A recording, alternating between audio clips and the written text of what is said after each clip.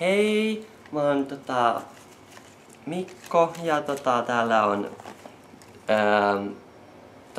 mä ajattelin esitellä teille mun tämmösen hienon laukun sisällön. Ja mä otan täältä tavaroita ja kerron vähän mitä ne on. Ja tässä on esim. Mun hiusten kuiva, se on tämmönen aika pieneen kokoon menevä, että se kulkee kätevästi laukussa kaikkialle. Niin mä voin aina sitten kuivata hiukset, jos vaikka sataa ja hiukset kastuu. Ja sit mulla on totta kai kampa, että se on ihan pakko olla. Joku kuittikin täällä on. Ai niin, mä vahasin eilen mun jalat, kun mä en tykkäänyt yhtään mun jalkakarvoista, niin mä semmosia kylmävahaliuskoja ostin. Ja sitten niillä revin pois. Se sattuu aika paljon, en suosittele teille.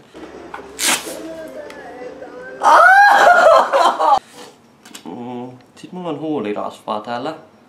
Se on tämmöstä hauskaa. Se tuoksuu aika hyvälle. En osaa käyttää sitä oikein hyvin vielä. Sitten mulla on täällä aurinkolasit. Koska täällähän on kesää, niin aurinko paistaa.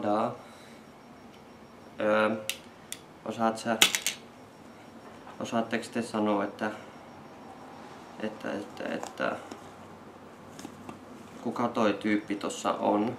Kun mä en oikein tiedä, mutta mä ostin sen pullon, kun se oli niin söpö ja hyvän näköinen, niin ajattelin, että se maistuisi hyvälle, mutta ei se ollut parempaa kuin kokiskaa. Sitten mulla on tietenkin suoristusrauta, jos mun hiukset menee ihan kiharaksi ja muuta. Niin.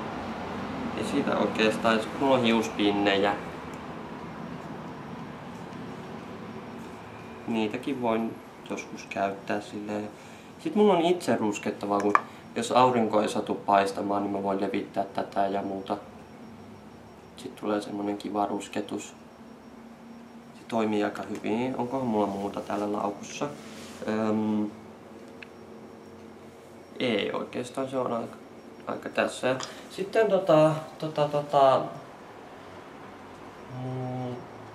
päivään ei oikeastaan kuulu muuta kuin että mä oon tänne kotosalla ollut